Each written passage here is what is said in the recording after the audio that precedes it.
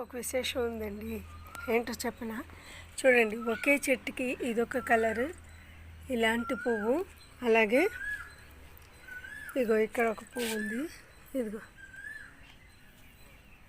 ఇవి ఎలా పూస్తున్నాయి అంటే ఇంకా ఎల్లో కూడా ఉంది. యాక్చువల్గా ఇది ఒక చెట్టు కాదండి. నేను ఇంతకుముందు మీకు ఒక రీల్లో పెట్టాను. మొత్తం ప్రూన్ చేశాను మందారాలన్నీ. అవన్నీ కట్టేసి ఒక దాంట్లో వేసాను అని చెప్పాను కదా. ఇదిగో ఈ గ్రో బ్యాగ్లో వేసి చూపించాను నేను.